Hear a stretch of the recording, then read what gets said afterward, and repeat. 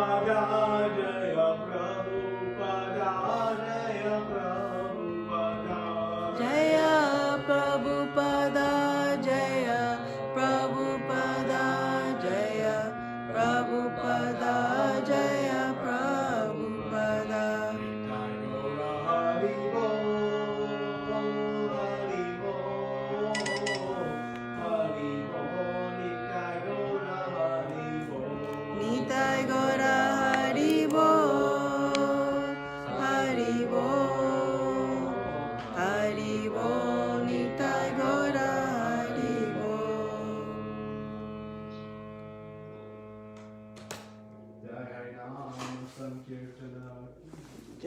Prabhupada ki Jai.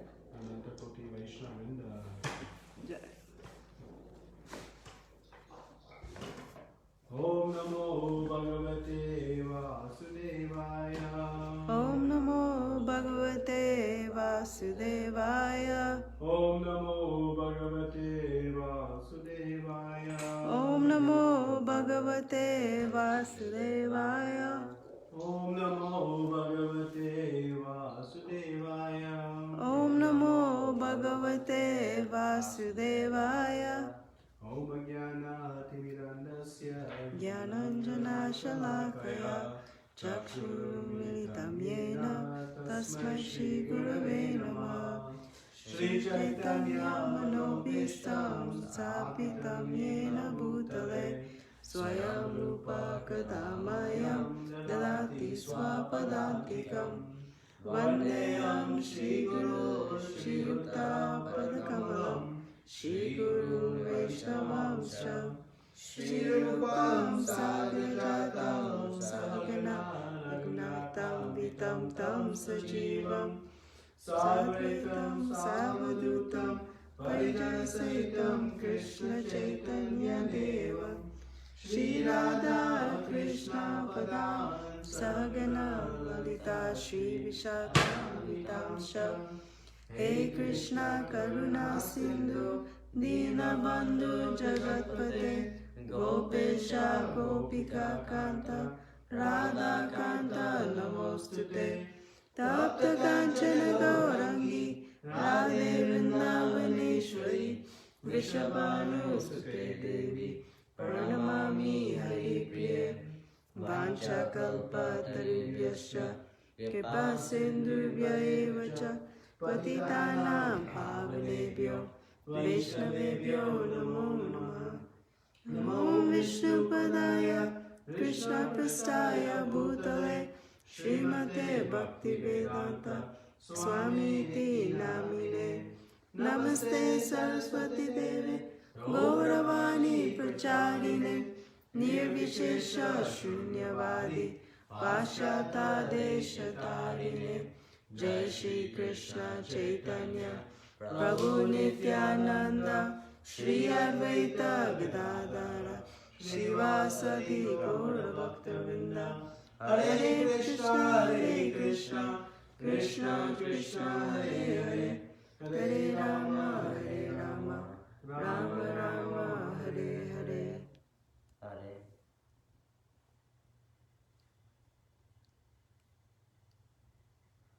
Hare Krishna, everyone. So, welcome to our discussion today. So today we'll need lots of participation. So prepare, you can unmute your phones or your computers so we can talk about these beautiful verses of Bhagavad Gita. So, what did we discuss last week? We'll start there.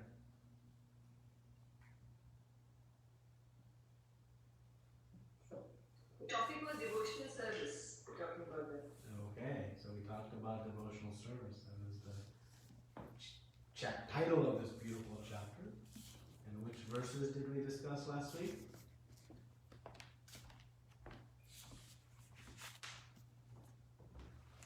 I think 10, 11, 12, 11 I'm sure we did. We discussed 13. 13 and 14. Qualities. All the qualities of a devotee. Krishna is speaking here in this final section of chapter 12 about the qualities of the devotees and how those qualities endear Krishna very much, that makes the devotee very dear to the Supreme Lord. And he says, such a devotee of mine is very dear to me. And he's going to end the next several verses with the same statement. Such a devotee of mine is very dear to me. And we'll see this over and over again in the coming verses. So what were some of the qualities we talked about? One of the principal qualities we talked about last week.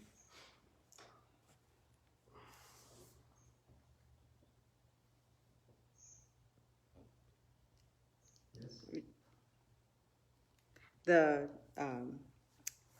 being equipoise was one. The false ego we talked about. Okay. Equipoise.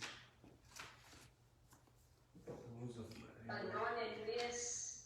Envious. Non-envious. Yes. We spoke a lot about this, right? This envious nature. Right? So one does not have envy of anybody. He's talked about envy being a step further than even jealousy. Envy is very evil and deeply rooted, where one does not want somebody else to enjoy something, but instead wants to enjoy themselves. So you have a cookie. Not only do I want that cookie, but I also don't want you to have it. Not that we both can enjoy it. No, what envy is, I don't want you to have it, and I want it. And so this envy is very deeply rooted, and it is a cause of great conflict around us. Right? So we talked about that. We talked about towards the end, but we didn't discuss so much, so I thought we would start here today, with this engaged in devotional service with determination. Why is determination so important in devotional service?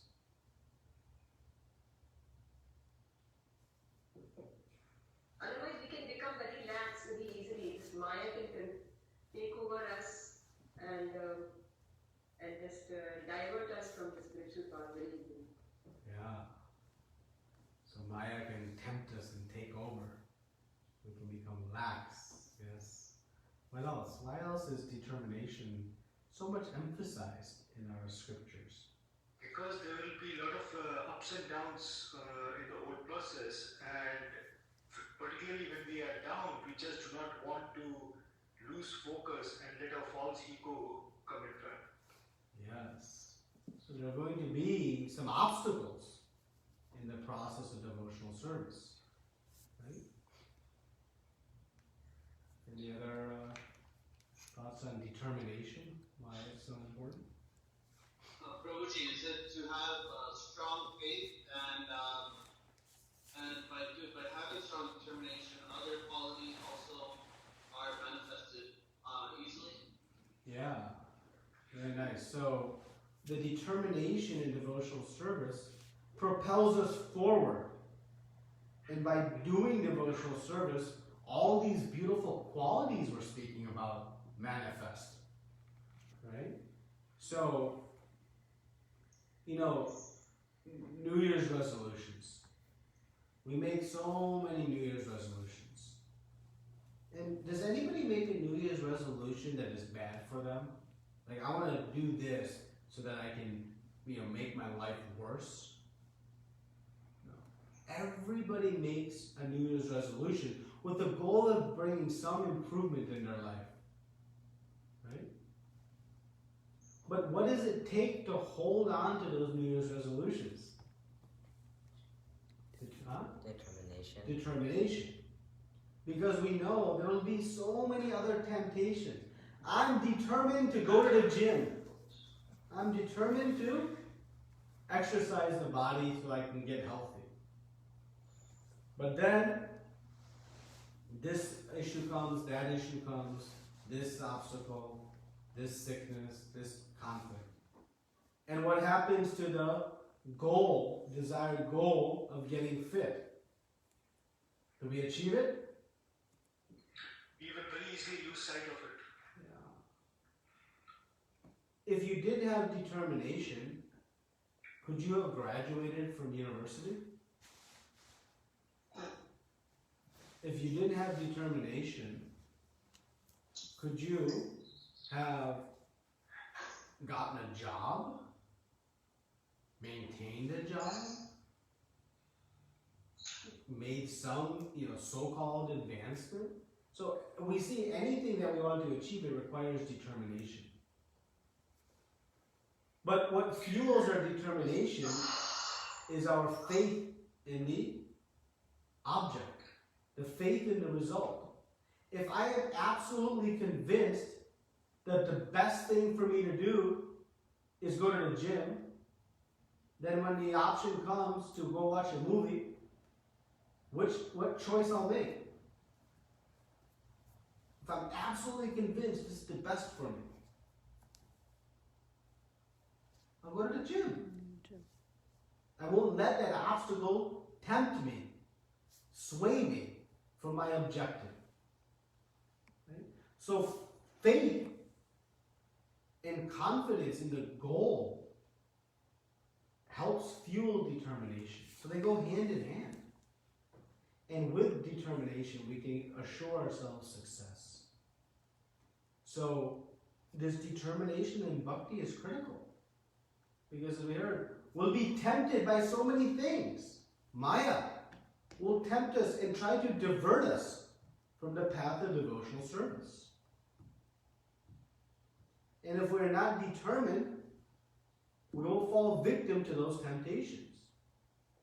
And those temptations, they are extraordinarily dangerous for our devotional service. Because they set us back so far. We think, it's just a simple deviation, a small transgression. But in fact, because it goes such in opposition to the practice of bhakti, it sets us back dramatically. So this determination is very, very important in success. And we must be steadfast. And we must tolerate the urges. The other characteristic we see is self-control. Prabhupada talks about self-control. We must control those temptations. We must be disciplined.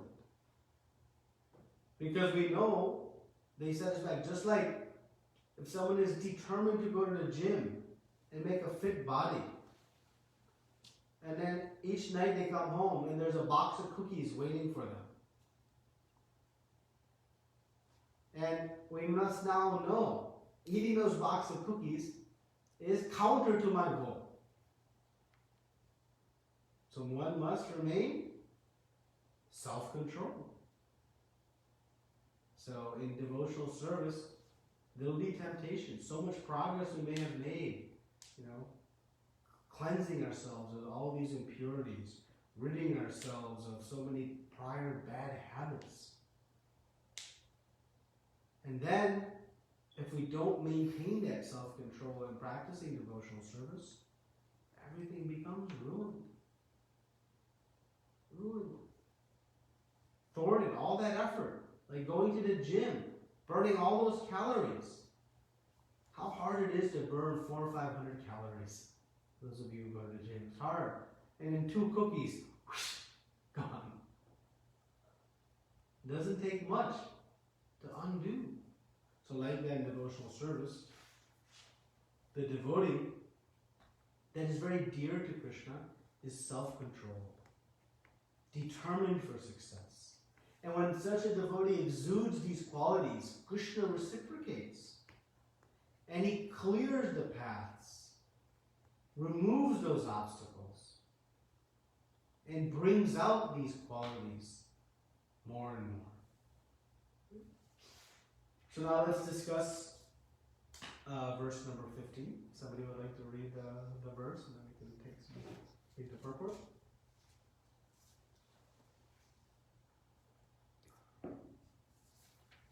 Hare Krishna. Hare Krishna. He by whom no one is put into difficulty and who is not disturbed by anyone, who is equipoised in happiness and distress, fear and anxiety, is very dear to me.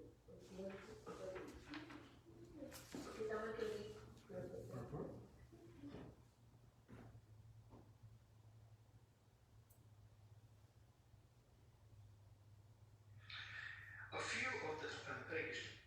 A few of the devotees' qualifications are further described.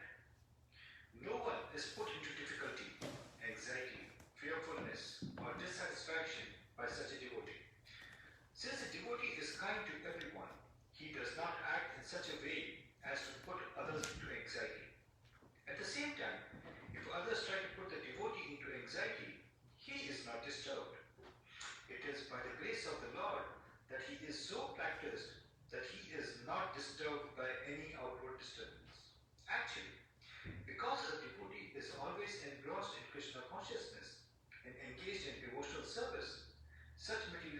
circumstances cannot move him.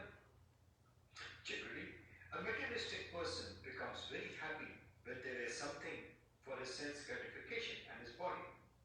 But when he sees that others are having something for their sense gratification and he hasn't, he is sorry and envious. When he is expecting some retaliation from an enemy, he is in a state of fear. And when he cannot successfully execute something, he becomes dejected.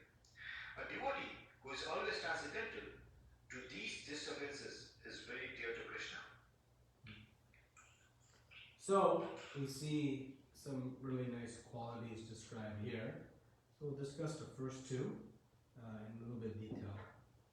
So he by whom no one is put into difficulty. Now think about this from a broad context, even beyond the very specific means of Krishna consciousness. In general society, if everybody lived in this way, how nice it would be. Puts no one into difficulty. Would we need to lock our doors at night? No.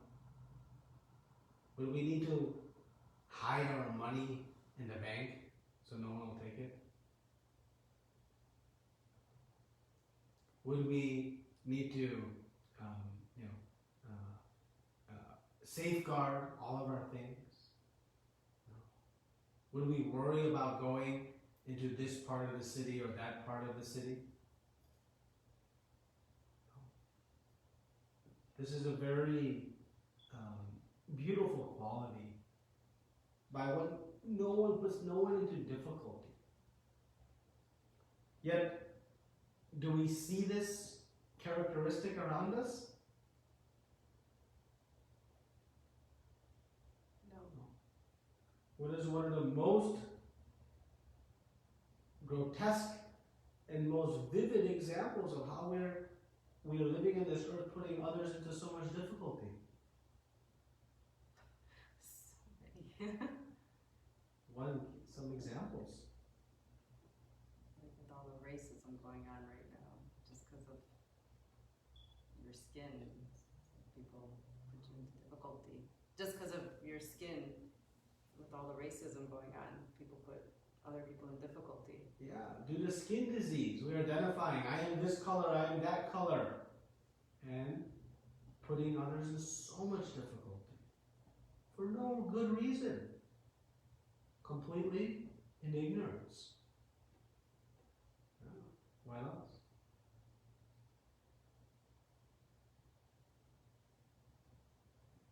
We fight a war against countries just for greed. Sorry, could we say that again? We fight wars where so many millions or thousands and thousands of people are killed. We fight wars, trying to conquer somebody else. For what? Some material resources, some power. How do we treat animals in this world? We slaughter billions and billions and billions of animals simply to satisfy the tongue. So when we say he puts no one in difficulty, not just human interaction, but all living entities. And why should we be considerate of all living entities?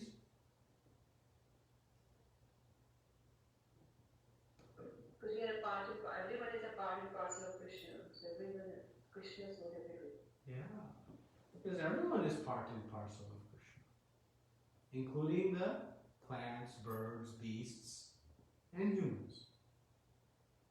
So the devotee is very broad-minded in being careful not to put anyone into difficulty.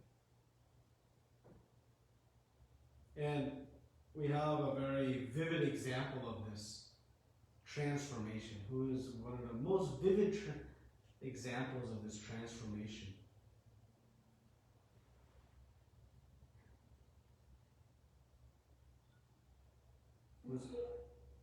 Was putting someone in so much difficulty, and then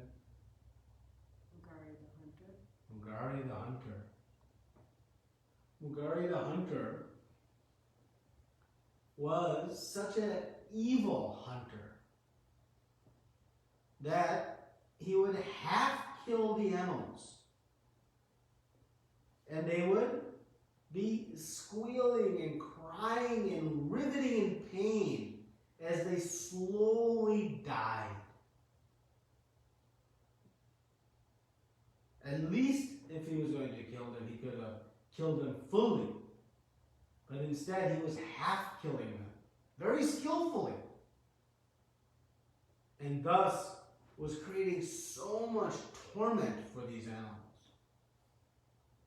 And how did he become purified from such heinous activities?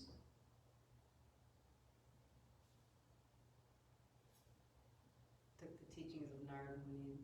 Being reborn is one of them.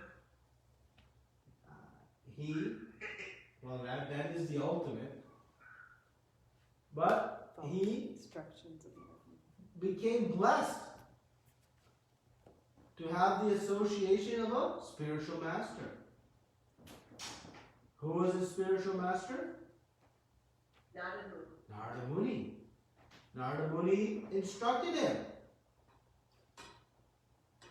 Actually, he went and chastised him quite heavily. What are you doing? He explained, this is what I have learned. I am doing this to maintain my family. Is your family going to take these offenses, the sins you're going to do? No. And he surrendered. And he became so purified that in the forest, when Narada Muni came at later time to come see him, and he was walking very funnily. He was walking sort of strangely and tiptoeing, and then finally offered obeisance. Then Narada Muni was explaining to his cohort that this man who was half killing animals now is shooing away the ants before offering his step on the earth or his obeisances, so as not to disturb even an ant crossing in the path. So he went from one end to the extreme to this very endearing quality. Right? So in Krishna consciousness, as aspiring devotees, we should be very careful not to put anyone in distress, in difficulty. Sometimes even in our devotee interactions, in trying to do certain things, we knowingly put others in difficulty. We try to, show ourselves in some way so that others will become feeling envious, or, we, try to circumvent some system, or, these interactions, they take place even in the attempts in practicing Krishna consciousness.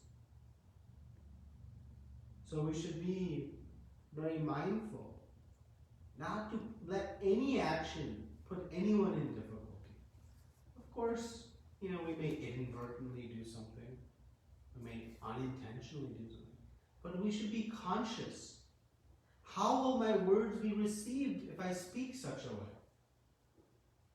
How will my actions be perceived if I act a certain way?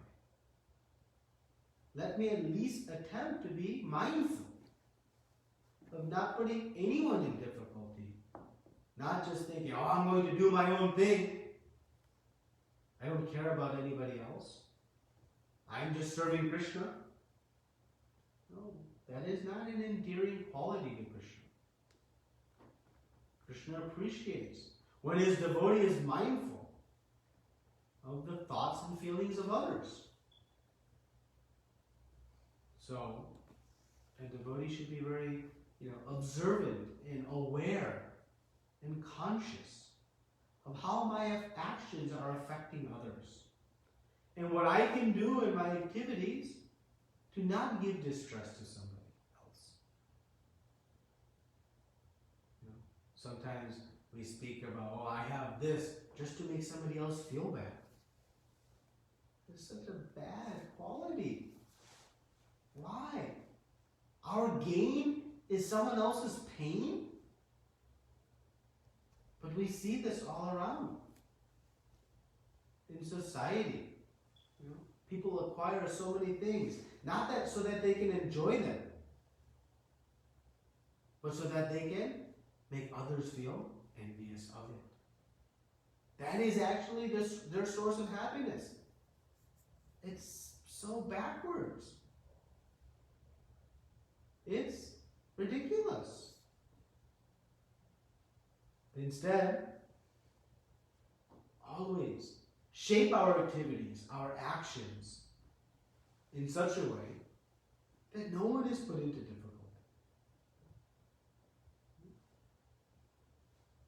And the second part, who is not disturbed by anybody. Conversely, the devotee is not disturbed by someone else's actions. We spoke last week about two very prominent examples, Haridas Thakur and Prahlad Maharaj. So one doesn't give disturbance to anybody, but on the other hand, one doesn't feel any disturbance. This is also a very wonderful devotional quality, particularly in a realm of devotional service. You know, someone may not treat us quite the way we would hope. What does a devotee do? Fight back? Reciprocate back? It is undisturbed. So how can one be undisturbed when someone is not maybe, acting favorably towards them? How does one remain undisturbed in such a situation? Is it possible? Let's see. What do you think? Is it possible? Basically, we try to understand that the other person is acting because of their own conditioning.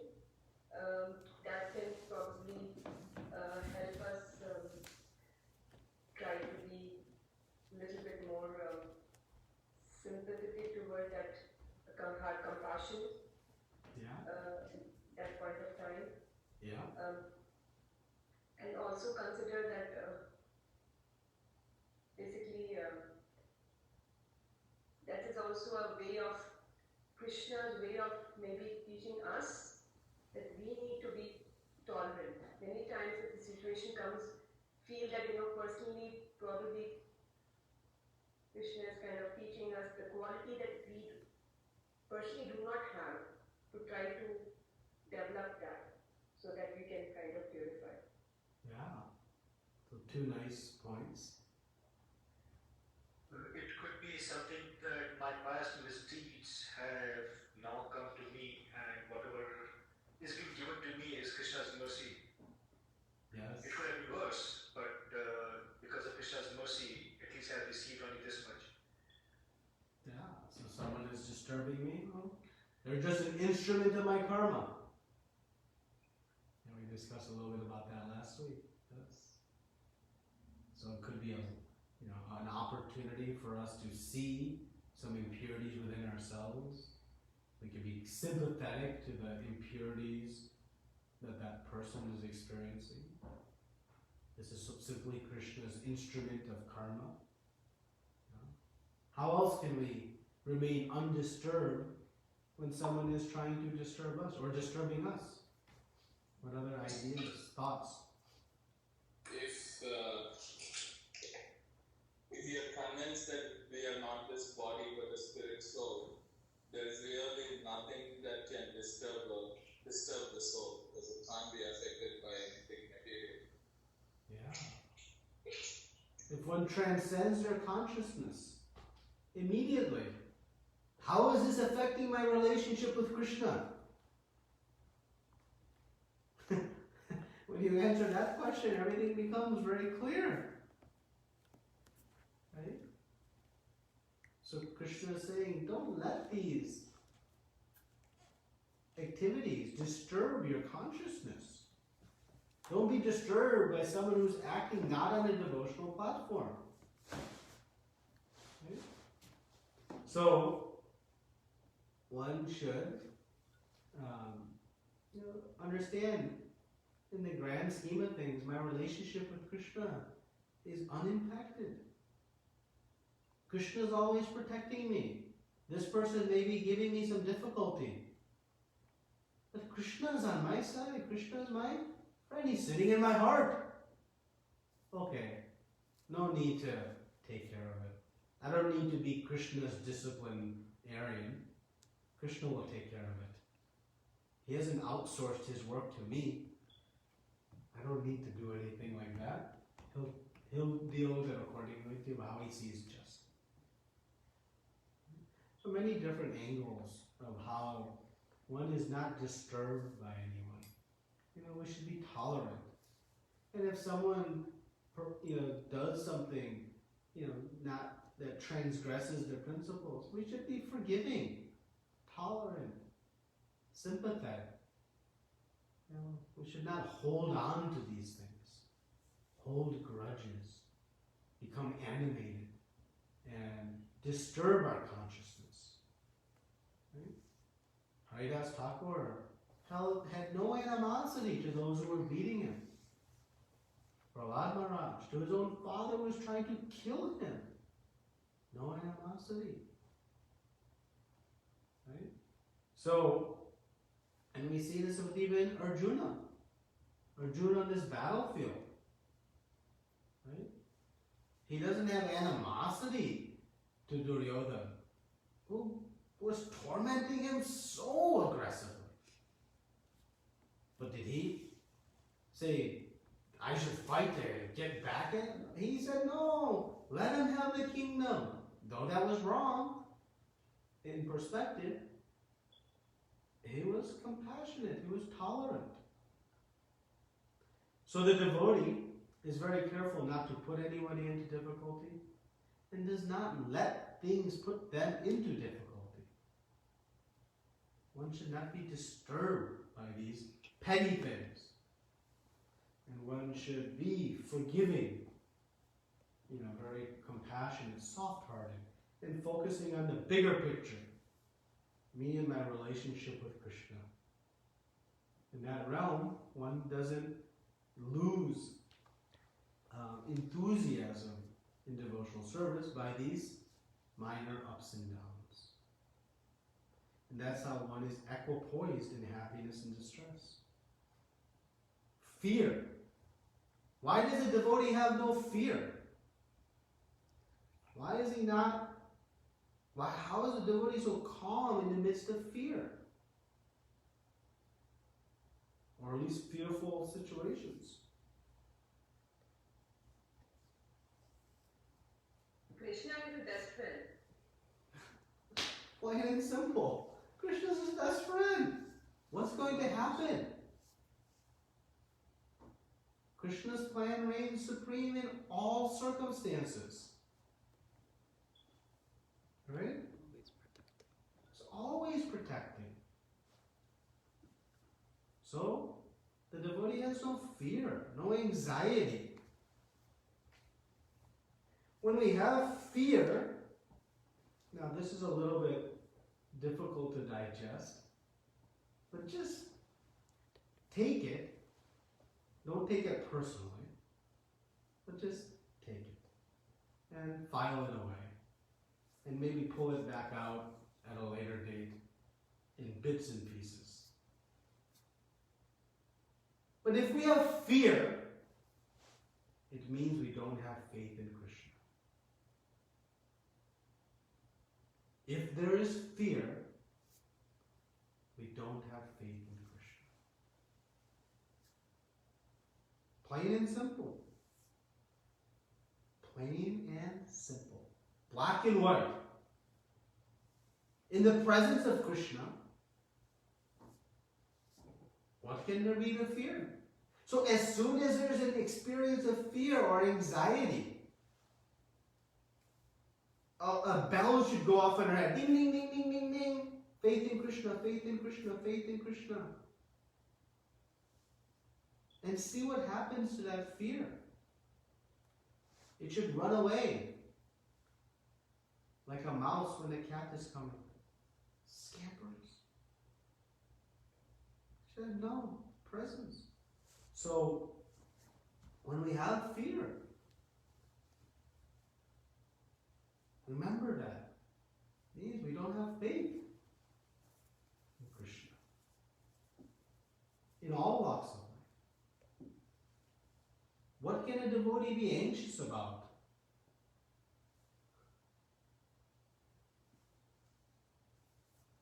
Nothing. The only anxiety a devotee has is let me not lose my opportunity to serve Krishna.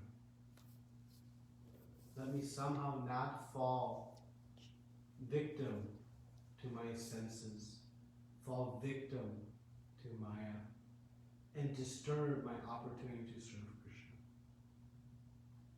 So these qualities we should try to bring into practice. They're very practical qualities. And as we said last week, and we'll say this week, and we'll say it next week as well, what is the best way to bring out these qualities?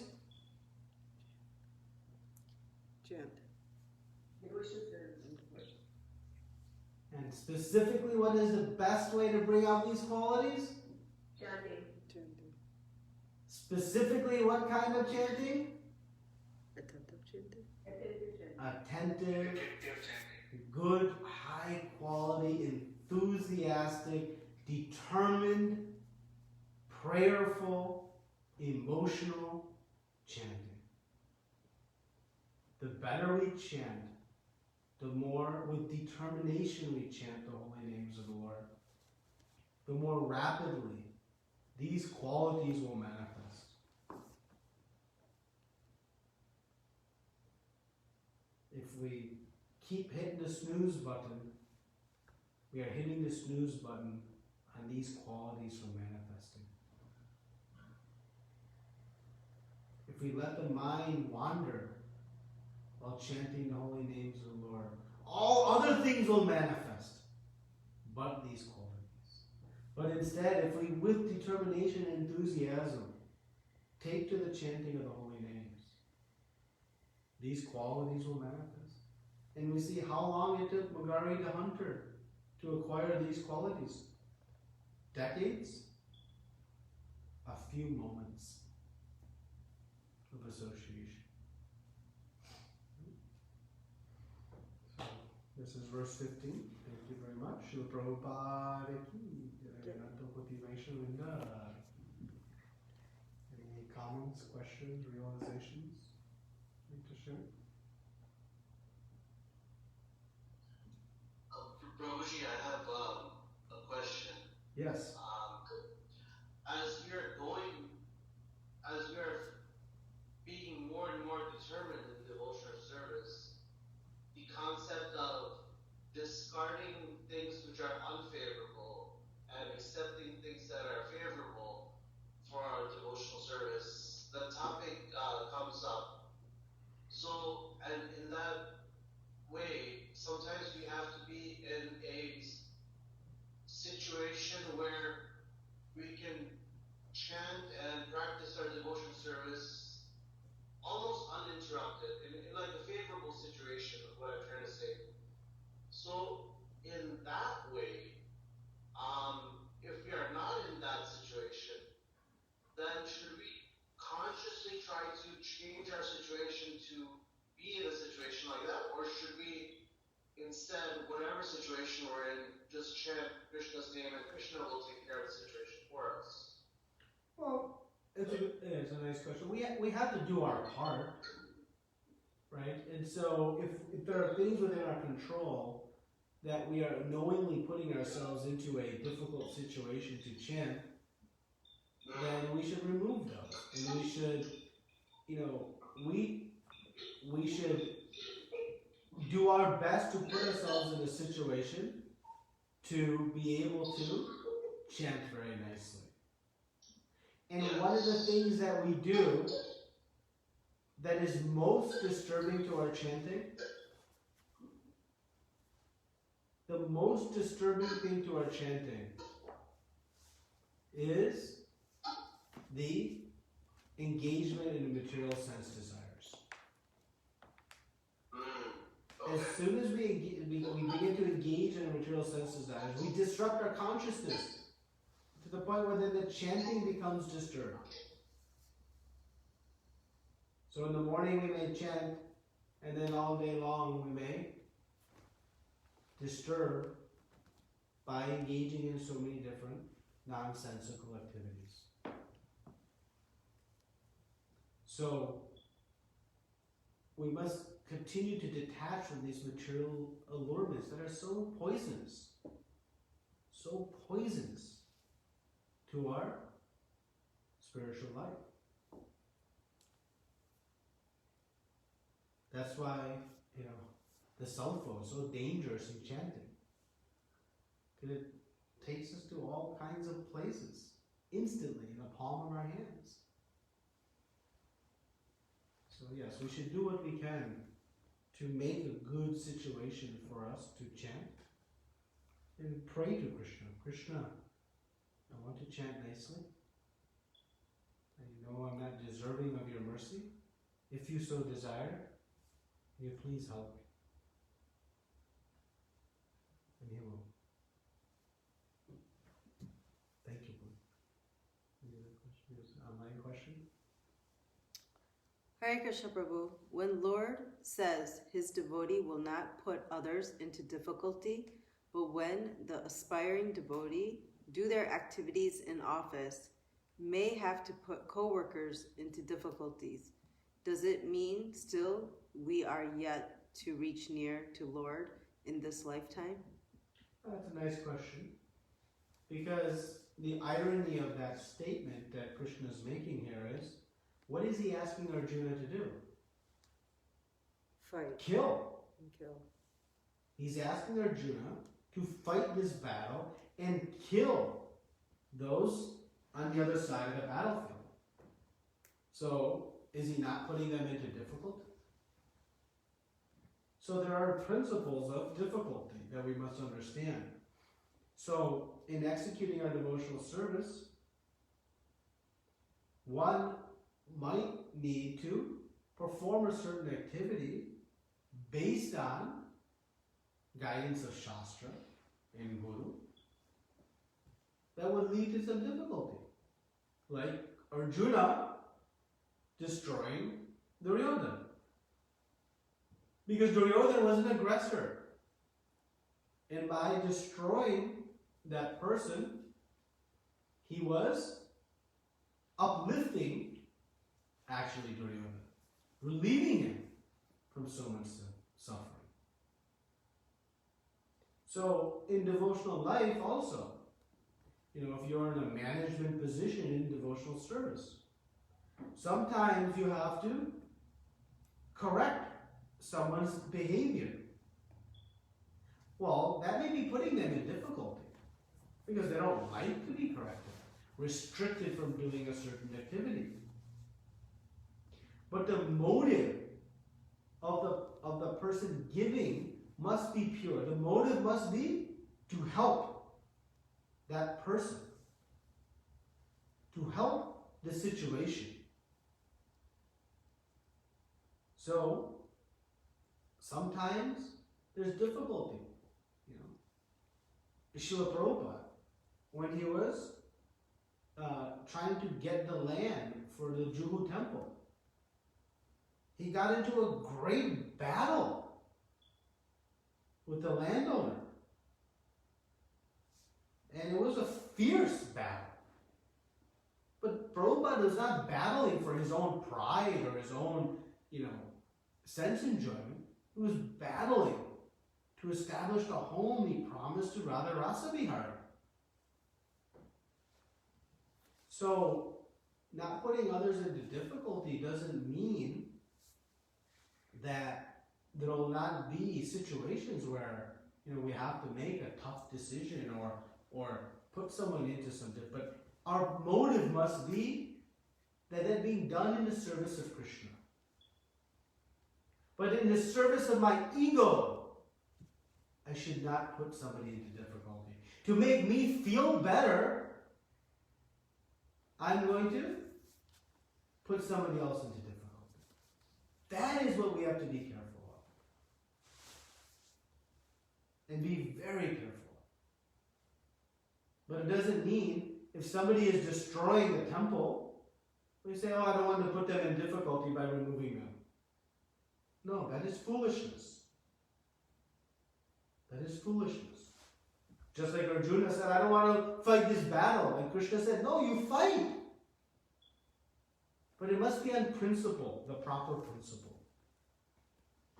So, the purpose for putting somebody into difficulty must be for the service of Krishna.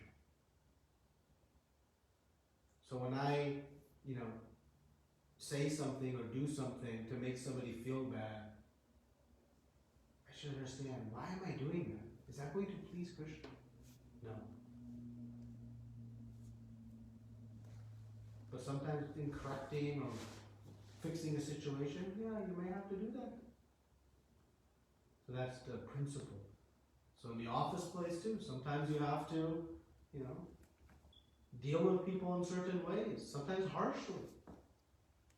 But never out of one's ego, out of one's duty. Okay? Any other questions or comments?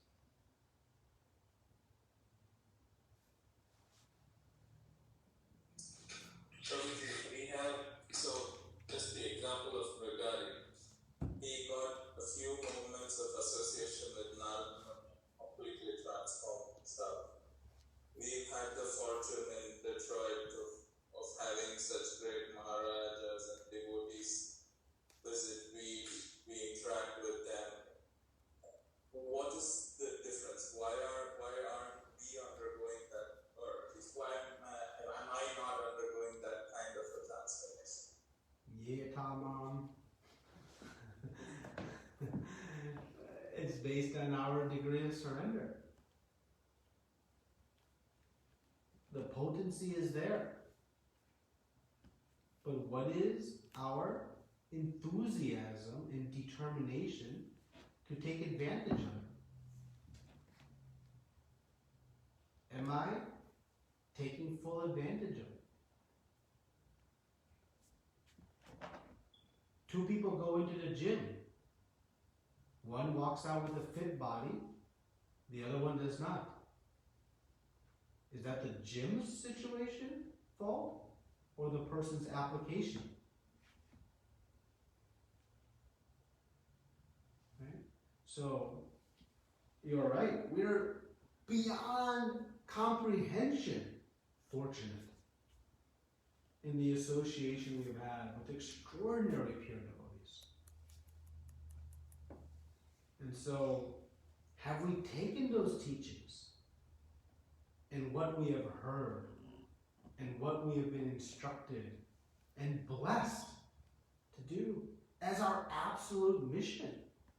Mugari surrendered immediately. Mugari said, if I don't hunt, where will I get food? And what Narada Muni said? I will arrange for your food.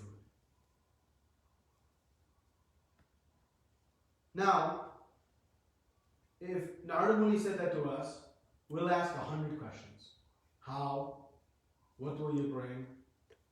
Will you bring this, that, and the other because I like idli dosa, I like chapatis, I like this? What time will you bring? How much you'll bring? What if you're somewhere else? Mugari said, okay. And he went to practice his devotional service. He surrendered. He surrendered. He had faith in the instructions. So if we have faith in those instructions and follow them with enthusiasm, that purification will have as rapid a result. There's no diminution or dilution in the potency. Don't think, oh, Megari the Hunter was lucky. We are hearing from Srila Prabhupada every day by reading his books. There is no diminution or dilution of that potency. So it is how we receive that mercy and knowledge, and with enthusiasm and determination, practice it. We can go on hearing for lifetimes,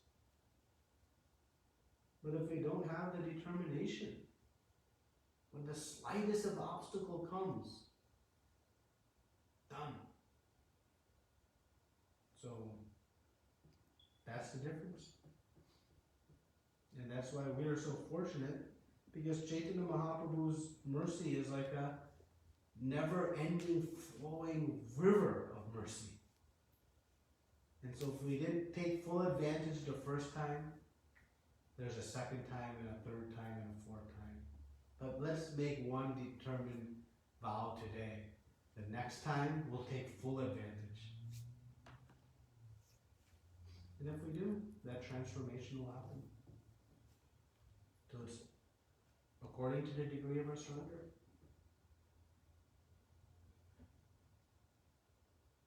It's okay?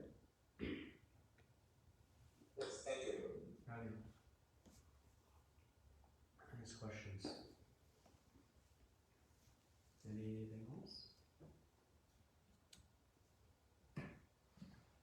Okay. How do you get your determination, Prabhuji? Like, how that determination comes so that we can also invite that kind of thing in that life? Because Megari the Hunter, that situation, I know we can talk about it, but it's really out of this world for us. But something which we can reach out is, we can see a person who is in front of us. So if you could tell us something that can help us. Hare Krishna. I have no determination, but I see the determination of my spiritual master, His Holiness Gopal Krishna Maharaj, and how determined he is to follow the instructions of Srila Prabhupada. And that, to me, is very, very inspiring, because there is no obstacle too far. There is nothing impossible in his pursuit of following that instructions and that surrender to Srila Prabhupada. And so he and many others are great examples of this determination and enthusiasm. And one of the hardest things to do in devotional service is to be consistent. Consistency in devotional service.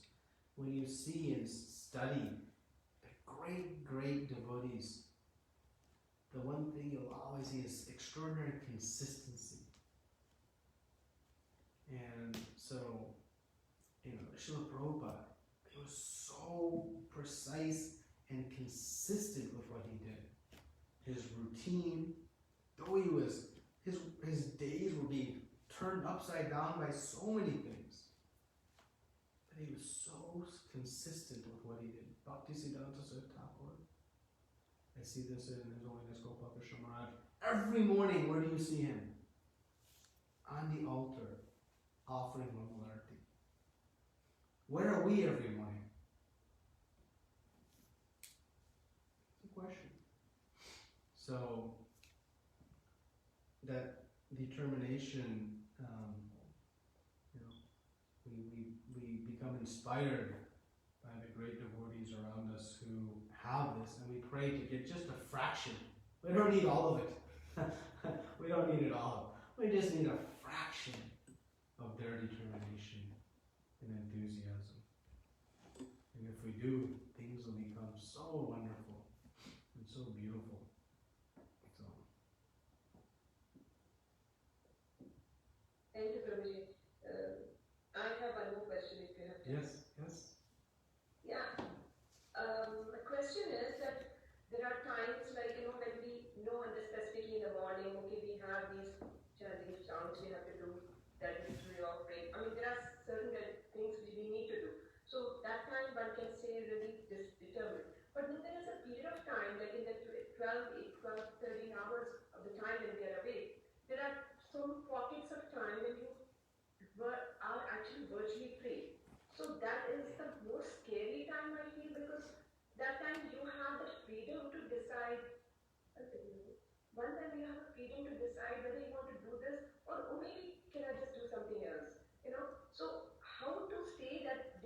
meditation, when we are actually doing those other things, we are fine.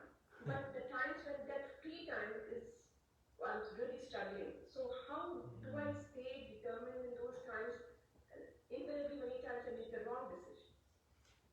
Yeah, it's a good honest self-reflection, because in Srila Prabhupada, he used to always say, the idle mind is the devil's workshop. As soon as there's some downtime in the mind, all kinds of things. So, Srila Prabhupada, he established that, 18 hours a day, one should be fully engaged in devotional service. Rest for 6 hours and do it all over again the next day. And so from 4 a.m. till 10 p.m. There were activities. Think about how we established morning program, then prasadam, then go out and Harinam all day, come back, go to Arti, prasadam, Bhagavad Gita class, hot milk, share realizations, go to bed. Next day, same thing. Oh. Why? Because as soon as there's a gap, some downtime, Maya tries to find that hole. And like with a wedge, what you do with a wedge, you find a small hole and then you hammer and slowly you make it big by pushing through. That's like what a wedge does. That's what Maya does. So, you're right. We have so much time actually at our disposal. We make the fact that, we don't have time. But actually we have tons of time. Think about, I know many are now just professionally working from home. How much extra time has been created? Are we reading more by that much with that extra time? Is it a 1-to-1 ratio? Whatever my commute was, let's say it was an hour and a half.